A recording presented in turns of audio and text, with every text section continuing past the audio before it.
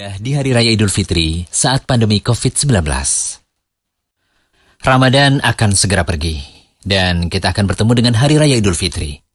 Tetapi pandemi COVID-19 belum sepenuhnya berakhir.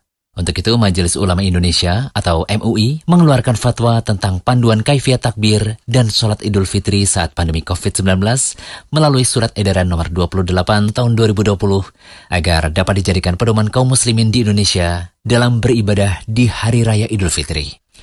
Lalu, hal-hal apa saja ya yang perlu kita perhatikan saat Hari Raya Idul Fitri besok? Nah, berikut kami rangkum beberapa poin pentingnya. Pertama, perintah bertakbir pada Hari Raya tetap ada. Sebagaimana Allah Ta'ala berfirman, dan hendaklah kamu mencukupkan bilangannya, dan hendaklah kamu mengagungkan Allah atas petunjuknya yang diberikan kepadamu, supaya kamu bersyukur. Ayat tersebut memerintahkan untuk banyak bertakbir pada hari Id, atau Idul Fitri dan Idul Adha. Di situ juga ada perintah untuk menjalankan sholat. Di dalam sholat Id, terdapat juga takbir yang rutin dilakukan, juga ada takbir tambahan. Ingat ya, tidak perlu melakukan takbir keliling. Tetap ikuti anjuran pemerintah untuk stay di rumah. Yang kedua, tetap mengucapkan selamat pada Hari Raya Idul Fitri. Mengucapkan selamat pada Hari Raya Idul Fitri tetap disyariatkan walaupun tidak dengan berjabat tangan atau bertemu langsung karena keadaan pandemi saat ini. Syekh Profesor Dr. Khalid Al-Musyaiqih menyatakan, mengucapkan selamat saat hari Id adalah sunnah. Amalan seperti ini ada contohnya dari para sahabat radhiyallahu anhum. Akan tetapi jika dengan berkumpul untuk mengucapkan selamat atau bersalaman ada mudarat karena tersebarnya penyakit menular, maka berlakulah kaidah la doror wa la dirar. Tidak boleh memberikan mudarat tanpa disengaja maupun disengaja. Saling mengucapkan selamat bisa dengan saling memandang saja tanpa harus bersalaman atau cukup dengan berbagai media komunikasi, seperti telepon misalnya.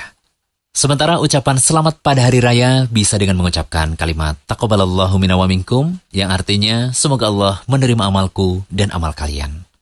Nah, poin terakhir adalah panduan sholat Idul Fitri.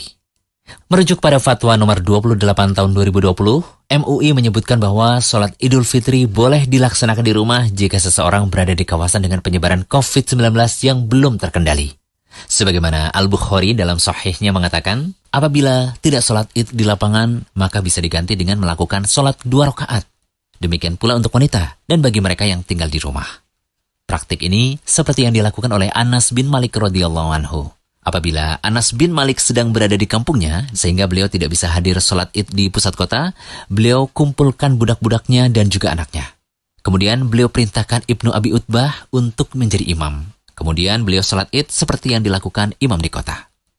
Sementara itu, jika umat Islam berada di kawasan dengan tingkat penularan COVID-19 yang sudah terkendali, sholat Idul Fitri dapat dilaksanakan secara berjamaah di masjid atau tanah lapang.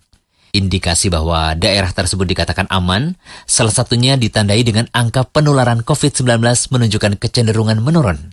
Dan ada kebijakan pelonggaran aktivitas yang memungkinkan terjadinya kerumunan berdasarkan ahli yang kredibel dan juga amanah. Pelaksanaan sholat Idul Fitri, baik di masjid maupun di rumah, harus menerapkan protokol kesehatan dan mencegah terjadinya potensi penularan COVID-19. Sebagai pelengkap pembahasan kali ini, kita sertakan juga panduan sholat Idnya. Pertama, memulai dengan takbiratul ihram, sebagaimana sholat-sholat lainnya.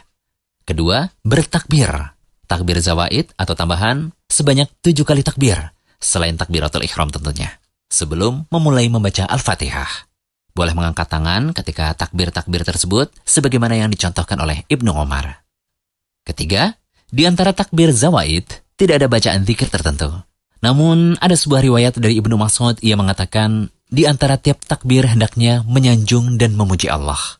Bacaan zikir bisa seperti bacaan, Subhanallah, walhamdulillah, wala ilaha illallah, wallahu akbar. Allahumma gfirli, warhamni. Maha suci Allah, segala pujian baginya. Tidak ada sesembahan yang benar untuk disembah selain Allah. Ya Allah, ampunilah aku dan rahmatilah aku. Ingat sekali lagi, bacaannya tidak dibatasi dengan bacaan ini saja. Boleh saja kau membaca bacaan lainnya, asalkan di dalamnya berisi pujian pada Allah Ta'ala. Kemudian yang keempat, membaca Al-Fatihah. Dilanjutkan dengan membaca surat lainnya.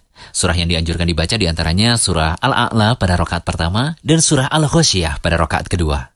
Kelima, setelah membaca surah, kemudian melakukan gerakan salat seperti biasa, ruku, i'tidal, sujud, dan seterusnya. Keenam, bertakbir ketika bangkit untuk mengerjakan rakaat kedua. Kemudian yang ketujuh, takbir zawaid lagi, sebanyak 5 kali takbir.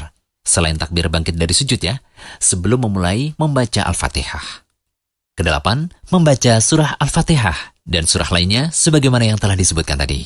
Dan yang terakhir kesembilan, mengerjakan gerakan lainnya hingga salam. Nah, setelah salat Id, terserah deh mau khutbah atau tidak. Namun, kami sendiri sih tidak menganggapnya wajib ketika di rumah, sehingga tidak ada khutbah pun tidak ada masalah.